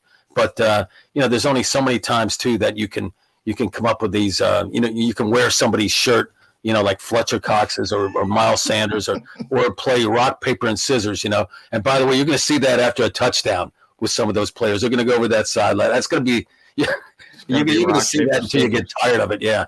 And there's only so many times you can do that. It's about they want to win, and for the veterans on this team, guess what? This is like the last roundup. It's like I don't see a lot of these guys being back after this year. Because I don't see him winning the Super Bowl. So, it's kind of, I feel a little bit like that with all these writers and stuff leaving from the other papers and other media. It's like the last round. I'm looking around and I'm like, wow, this is really different, And I look at my watch and I think about the time that I guess the sun is starting, or the sun is. It's starting to set. Don't even say it, Grotz. Yeah. No, we need you, buddy. Don't be hitting anything like that. Don't want to hear it. All right, next question. And I readily admit ahead of time, it's probably unfair, but I'm a jerk, so I'm going to go ahead and ask you anyway. Carson Wentz coming under fire a little bit in Indianapolis. Dennis Doyle, who's the guy I've had on as a guest on my radio show a bunch of times because he was with CBS before he went back to Indiana and became the Colts beat guy for the Star, took some pretty good shots at Carson yesterday, calling him that was brutal. A selfish guy, and Philadelphia had it right. He's a jerk and a bad teammate and the like, because he chose not to get the vaccine. We still don't know that, but we assume it because every time he's been asked, he said that's a personal choice, which means you haven't had the vaccine. And he's now got to go into protocol because he had close contact with a guy who's at it, and other Colts have it as well. Pretty good attack on Carson Wentz. Is Carson Wentz a bad guy? If he chose not to get the vaccine, here's the way I guess I want to ask the question. Do you think it is just a personal thing? Do you think it is he doesn't like to be dictated to? Do you think it's a religious thing? Why do you think Carson Wentz chose not to get the vaccine? Yeah, I don't think he's a bad guy, but he wasn't much of a teammate. And he wasn't a real interactor with many people. He was really suspicious. And I swear, there was an incident early before Carson Wentz did anything that pretty much told this. An interesting parody of him. You remember when he got locked in that bathroom in South Jersey? And then he put it on his Twitter account. Do you remember that? Yeah. He got locked in a bathroom, and then he thanked the guy who broke the door open to get him out. The starting quarterback, the franchise, the face of the Eagles. And then he tweeted it, and that was the last time we saw a tweet like that. Everybody ran with that. I mean, that was like people. Oh, look at this, the starting quarterback. I think he really distrusted or mistrusted the media. Distrusted, I think that's the right word. So, I think he let that dictate, who he was, and I think that turned him into a, I don't know if I could say bad teammate because his teammates seemed to like him, but he did not seem like a great teammate, and that the way that he kind of stopped around after he got demoted last year, that was bizarre, So this thing with the COVID vaccine, though. I think I've spoken before to John about this. I really think the NFL Players Association just nailed their guys to the cross by not taking more of a stand, in terms of choice. They call it choice. It's not choice unless you want to be vilified. Unless you want to be vilified, like Carson Wentz. Yeah, they weaponized that whole thing with the vaccine and that. Now, I have the vaccine. That's the way I have to, because I have to cover the team and stuff. But if a guy doesn't want to get it, I mean, I hear people talk about how selfish they are, and I'm sorry, I don't buy that. And you don't want things to happen. You're subjected to much more stringent standards. Could that hurt you and your team? Yeah, but I think that I see that as a failing of the NFL Players Association, for being dictated to. And I understand the other side of it too. But if it's choice, make it a choice. Don't tell me it's a choice and then take all these actions against people that didn't do it. That's the way I feel. So does that make him a bad teammate? I would disagree with that. But I think there's some other evidence to suggest that he could have been a much better teammate while he was with the Eagles. Yeah, with Carson, I think he's just kind of a quirky guy. I don't think he's a bad teammate. He's a hard worker, but he's kind of an introvert. You need to be an extrovert as a quarterback, and he doesn't really reach out to a lot of players. So some of the younger players on the team, well, the veteran players, Bob, Fletcher Cox, Jason, they all love the guy. They all love the guy. So you remember that story about Carson coming out of the front door of the NovaCare complex, right? When we could still get in there and go to press conferences, and he passed us. Oh yeah, yeah. Have you ever told Jody that? Yeah. So Carson is walking out the front doors of the complex, Jody, and it's an off day. He's looks like he's happy and everything. He's just strutting out the front doors. And we walk out of the auditorium and around the sidewalk, and we're on a collision course with him. And so he looks at us, and instead of just even saying hello, and he knows who we were, we've spoken to him for a couple of years. Instead of just saying hello or even having some fun with it, like, yo, you guys, who dressed you guys, that type of thing, he looks down at his phone, like to avoid us. Introverted, definitely. And hey, we've spoken about this, Jody. Like, Donovan McNabb would have said something insulting, and we would have taken it the right way. Yeah, Nick Foles would have stopped there and just he would have said something. He would have said hello. He would have talked about living in the moment, and he's got to go. He doesn't have a moment for us. All these guys would have done something. Hertz would do something too. You all, if we could get there. But this guy, that was really interesting to me. That the face of the franchise. Well, he's not the face of this franchise anymore, so we don't really have to worry about him. But we will bring him up from time to time. All right, Bob. Last one for me. And again, thank you very much for coming on. Always love it when you do. Let me run you down the Eagles' schedule again real quickly. At Atlanta, San Francisco home. At Dallas, Kansas City home. At Carolina, Tampa at home, at Vegas, at Detroit, Chargers home, at Denver, Saints at home. You've gone 0 whatever with us before. The potential downside, the pessimism. What is the biggest and what you've come up with so far? How many can the Eagles actually lose in a row to start the season? I thought it was 0-8 or 0-9 if they don't win that first game. But I got to say this. What is the line? 4 or 3.5 at the first game? They're underdogs. I think it was 4.5, wasn't it? They do have a shot. They got a shot because Atlanta's in a transition, and they can't stop anybody. They have one of the worst defenses ever. This is going to be their Super Bowl, Jody, the first game. First game, Super Bowl. Yeah, I like it, Bob Grotz. They got to win this game, or it's going to go south. I have a bad, And by the way, I think they're going to win that first game, and everybody's going to get super excited, and then the losses are going to start piling up. That'll make me look foolish, won't it? Yeah. Then they lose 8 in a row. Yeah. Well, I can always change my mind the next time, but they better get off to a good start because everybody, the players, they like Nick. They've been trying to build this new culture, and if you get off to a rough start and it's easy for this thing to go south. And I think Nick too, he's shown us a temper. He's shown his temper at times. So can you imagine what that is going to be like if they start losing games? He starts seeing mistakes. I'm looking forward to that. I mean, I'm looking forward to the temper, not the losing games. I wouldn't wish that on anybody in Philadelphia. 1-8 will always be better than 0-8. So if they get that win in the first one, that's all right. And it's better than the 0-8 possibility that Bob Grotz threw us for. And by the way, Bob, you have our permission to retire in 2032. We need you for at least another decade. Yeah. So get ready to put in another decade on the all right, guys. Always a pleasure, guys. Thanks, Bob. I'll catch you around. Time here with us on Birds 365. I love having him on.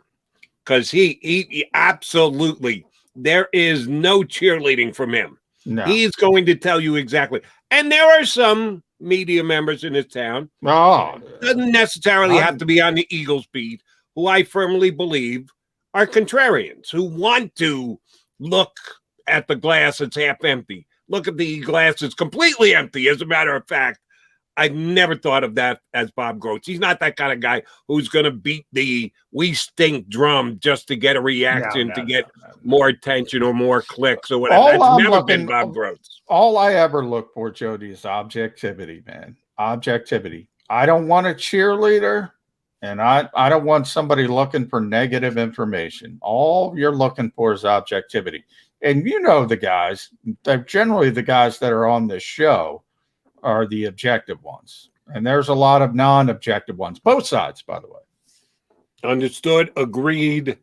But Grotz is negative coming into this season. I love him. I love him, but 0-8, God, if he's right, no how hard is it going to be for you and I to do the show every day if this team is 0-8? I've said from the start, this team is too good on the offensive line, too good on the defensive line to go completely off the rails. Think about last year. That's as bad as it can get. They still won 4 games. They're not going 1-8. I hope not, man. That would be a tough slog for you and me, pal. You know, I do my WIP shows, but this is same thing every day. Philadelphia Eagles. If they're 0-8, God, it's going to be heavy lifting. Not from you, from me, because it's your job. You do it every single day. You're immersed. I have to watch from outside and just take in the 0-8. Man, that's going to be hard. I hope he's wrong. I love Grotz, but I hope he's wrong. Don't worry about it. He better win that opener against the Falcons. Now that you think about it. All right, we got to come back. Remember, it is cut down day. John's got his eye on his phone and his emails and the like. If we get any breaking news. The Washington football team is the most talented team in football because they're cutting some players that I did not think they would be cutting. Okay, hold on to that. We got to get our last break in. Come back. We'll talk about some cuts around the league. Eagles leading up to when Eagles have to get down by 4 o'clock this afternoon to their 53 here on Birds 365. As a hardworking American, you've never experienced how tough life can be until now. A catastrophic injury while working on the job. A personal injury from someone else's negligence. Turned away by other law firms in the region who didn't bother to learn your story. It's time to meet the Fritz & Beyond Cooley Law Firm and managing partner Brian Fritz. Badly injured? Call the Fritz & Beyond Cooley Law Firm. Find out why they say, "We got this."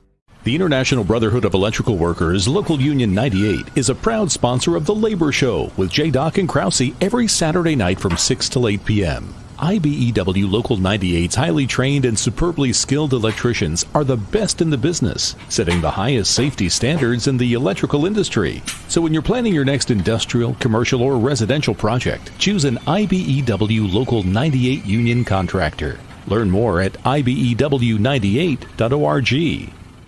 The savoring taste of a good bag of beef jerky is so enjoyable at any time of the day, as long as you can find it. Here's what we suggest. Pure Bull beef jerky is our answer, and soon it will be yours. Locally produced in the Philadelphia region, this high-quality, healthy protein snack is easy to secure. Go to steersnacks.com, and you'll see hot garlic, tropical heat, Pure Bull dry rub, and our favorite, Huck and Fod. What's that? Huck and Fod. Go now to steersnacks.com. I get scared sometimes. Of a lot of things. Joining in. Decisions. The dark. The dark. But I once heard someone say, But as I always say, it's okay to be afraid. as long as you face the fear. And keep moving forward. Wherever you are in life, count on the name trusted in insurance for over 80 years. Independence Blue Cross.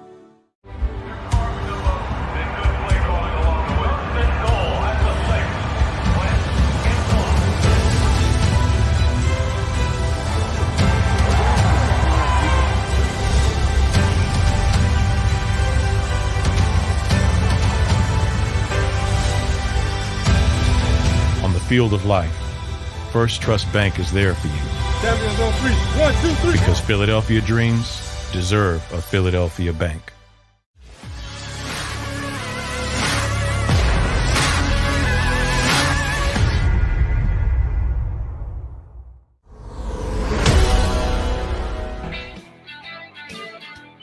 Coming down the home stretch with the Mac and Mac guys here on Birds 365. McMullen and McDonald. Thanks to both Jeff Mosher and Bob Grotz for hopping on with us. Both did a really outstanding job when they're on. It's a tough day because people are going to lose their livelihood. We kind of brush over this at the top, but I just want to get it out there in advance today. There's going to be some guys who are going to be told their service is no longer needed for the Philadelphia Eagles. And there'll be a handful of them on every single team that's going to happen to today, that they're never going to play football again. That this is going to be it. That they're not going to be able to hook on with another team, and their time will just come to an end, and they're going to have to get on with the rest of their lives. And for some of these guys, it's hard. They've been football players since Pee Wee football, and all of a sudden, they're not going to be a football player anymore, and they're going to have to find something to do with the rest of their life. So for anybody that happens to today, just my own personal condolences, like anybody's ever going to know about or hear about it. I just want to say it on record. I feel badly that that's going to happen to some people. But after the tough spot of telling people their service is no longer needed, you got to get on with your football season. And some teams are already doing, you're saying Washington's made a couple of cuts that grabbed your attention. Jimmy Moreland, I told you before, they cut Antonio Gandy Golden. That's kind of a big name, a recent interesting athletic pick, sort of wide receiver / running back. They cut Peyton Barber. By the way, if the Eagles want to add even more talent to the quarterback factory, Ben DiNucci out in Dallas. Big shocker. Big shocker. Before Hard Knocks tonight.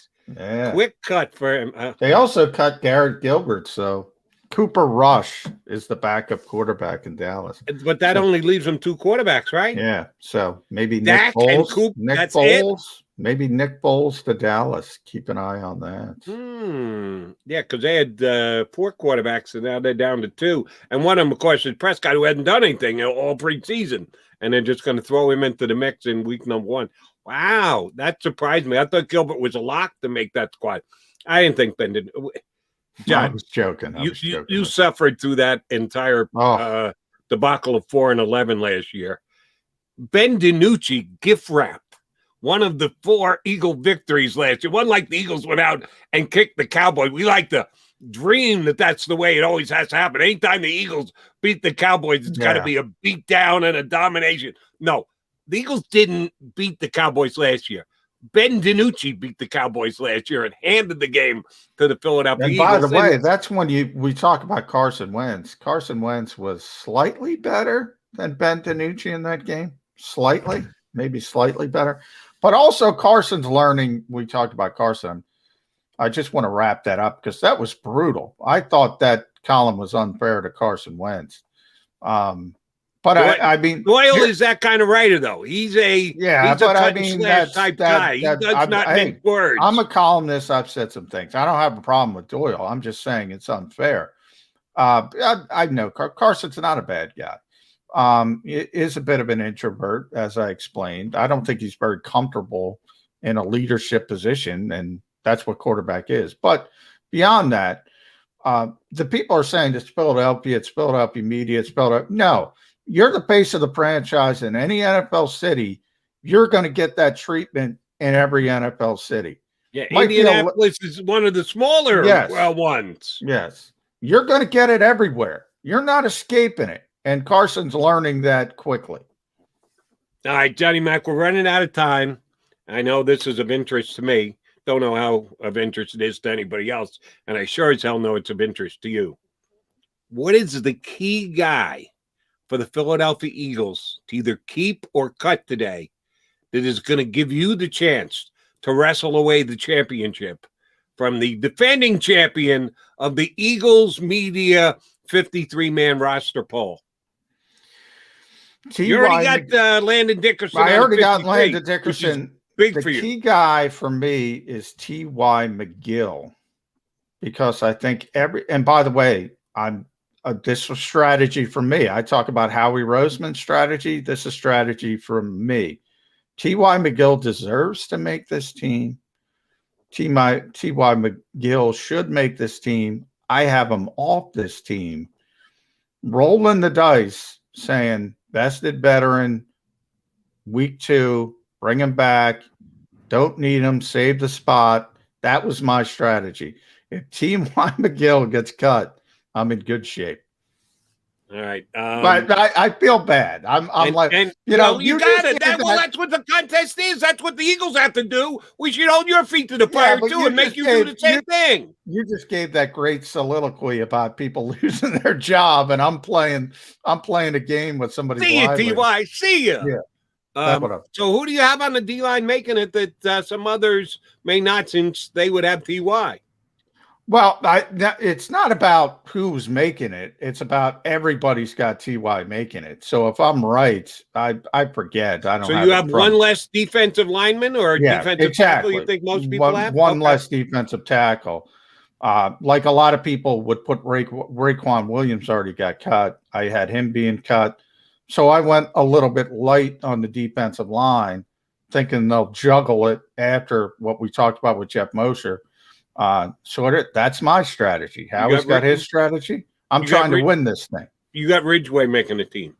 I do have Ridgeway making the team. So Ridgeway instead of, and I think T.Y. Hilton has been better than Ridgeway. So I'm not sure your line of thinking is right, but I follow your line of thinking. I said T.Y. deserves to make the team. It's not about that. I'm trying to win a contest. Right. No. That's why we have him here with us, John McMullen. He'll be back in 22 hours. He's going to have to deal with me in 22 hours. John, I know you got a busy day, a lot of work and figuring stuff out and getting information out of the Eagles and from around the league too. So we will let you get at it, but be primed and ready to go 22 hours from now because you're going to have some answers for us. I will be ready to go. Primed, I can't guarantee, but I will be ready to go. We'll both be ready to go 22 hours down the road here on Birds 365. If you missed any of today's show on the JAKIB Media channel, listen to the podcast on your way home. Available on YouTube, Apple, and Spotify.